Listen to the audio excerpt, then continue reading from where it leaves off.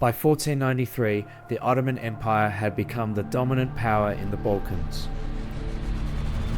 Their raids reached deeper into Central Europe, with every passing year devastating borderlands and testing the strength of Hungary's defences.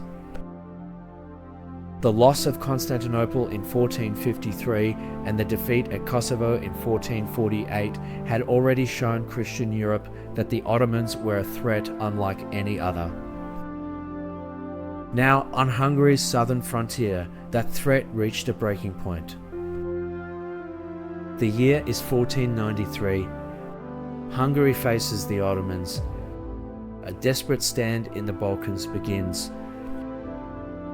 Hungary's forces were commanded by Ban Imrek Derencsén, a nobleman tasked with defending Croatia and southern Hungary.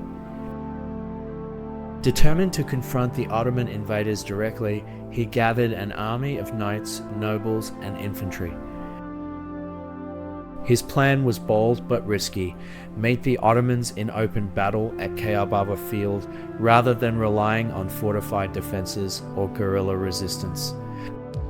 Opposing him was Hatem Yakub Pasha, an experienced Ottoman commander. His army, composed largely of fast-moving cavalry and skilled horse archers, was perfectly suited for the wide, open terrain of Kayababa. Where the Hungarians relied on heavy armour and shock tactics, the Ottomans relied on speed, deception, and mobility. The battle began with the Hungarians advancing in tight formation. Their knights prepared for a crushing cavalry charge, hoping to smash through the Ottoman front before encirclement could occur. But Yakub Pasha anticipated this move. He ordered his cavalry to feign retreat, drawing the Hungarian knights deeper into unfavourable ground. Then the trap was sprung. Ottoman horse archers swept around the flanks, encircling the Hungarian force. Arrows rained down relentlessly, breaking the cohesion of the armoured knights and pinning them in place.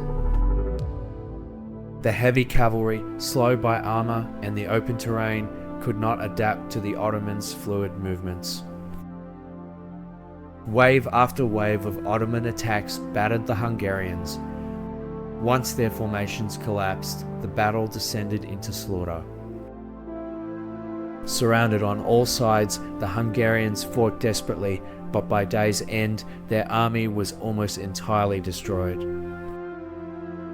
Thousands of soldiers, nobles, and commanders lay dead on the field. The battle was over. The Ottomans had won. But this was more than just a single defeat. It was a catastrophe for Hungary's southern defences. With so many nobles and warriors killed in one day, the frontier was left vulnerable to further Ottoman raids. Panic spread across the region as towns and villages realised they were exposed. The psychological impact was immense. Kayababa Field became a symbol of Hungarian weakness against Ottoman power. Yet history always asks, could the outcome have been different? Some historians argue that if Derencsén had avoided battle on open terrain and instead relied on fortified positions, the Ottomans might not have been able to inflict such devastating losses. Others suggest that reinforcing strongholds and waiting for reinforcements could have slowed the Ottoman advance.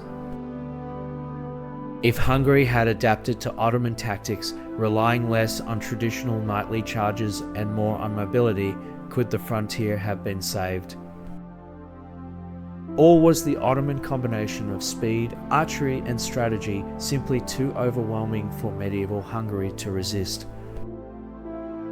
The defeat at Kayababa Field was a warning of what was to come. Within decades, the Ottomans would push even further into Central Europe, culminating in the great battles at Mohács and Vienna. But in 1493, Kayababa stood as the turning point, a day when Hungary's defences shattered under the relentless tide of Ottoman expansion. Like and subscribe for more historical breakdowns.